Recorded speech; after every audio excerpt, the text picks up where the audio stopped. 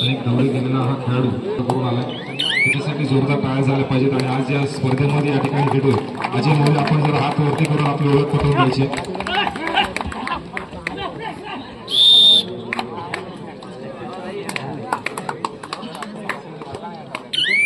तर मैदान क्रमांक 1 वर सुरू असलेला सामना नवतरुण सोनारसिद्ध धट्टा वर्सेस जय बापू विरुद्ध दुसरा हा संपल्यानंतर पुढील सामना खेळण्यासाठी दोन्ही संघांनी तयारीत राहायचं आहे।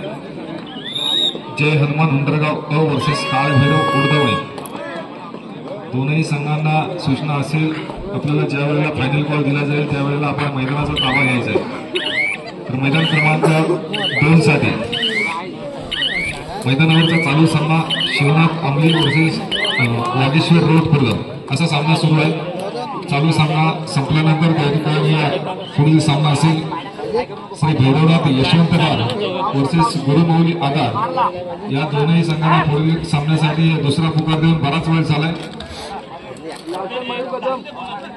तिसरा पुकार मिळाला की आपण मैदानाचा ताबा घ्यायचा आहे।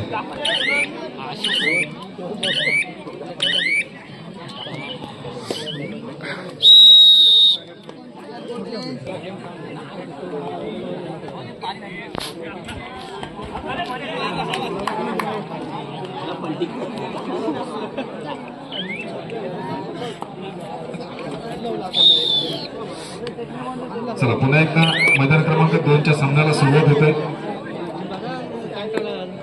मध्यंतरच्या पुढेही हा सामना मैदानावरती सुरू झालाय।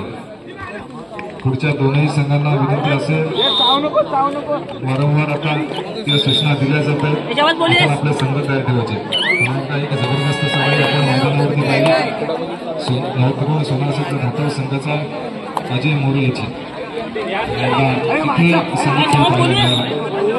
एक सुरत पत्तर पाहिजे नवतरुण सोनारसिद्ध धट्टा संघ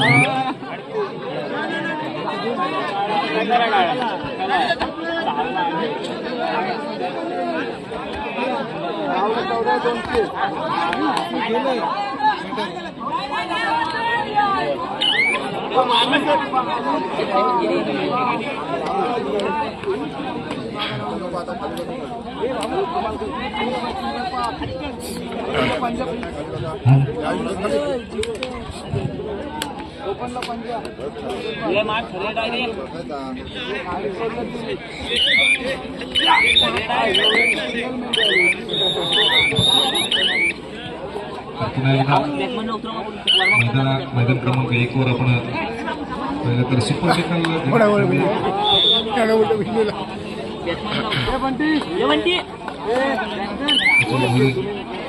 चढाई आपण पाहतो।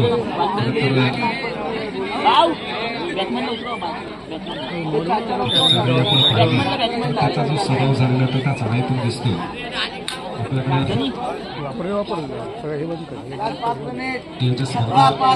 आयोजक राबवतात आणि जे नवोदित खेळाडू प्रत्येक संघातून घडतात त्यांना एक संधी असते की अशा जे नावाजलेले नामवंत खेळाडू मैदानावरती येतात त्यांच्याकडून आपल्याला काहीतरी शिकण्यासारखं असतं, तर ते देखील आपण स्पर्धा पाहत असताना घेतलं पाहिजे.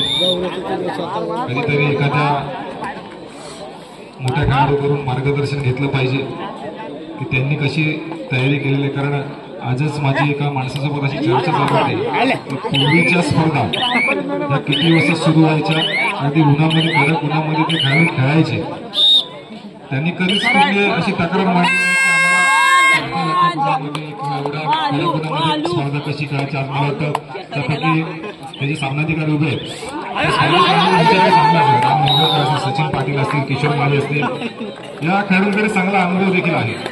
त्या उन्हामध्ये ते खेळून आज इथपर्यंत पोहोचलेले आहेत. आपल्यापेक्षा जे मोठे खेळाडू आहेत त्यांचं मार्गदर्शन घेणं गरजेचं आहे आणि घेतलं सुद्धा पाहिजे. कारण मुरुड तालुक्यातल्या अशा बऱ्याचशा स्पर्धा होत्या, जिल्हास्तरीय स्पर्धा असतील, नामांकित स्पर्धा असतील, आज आपण पाहिलं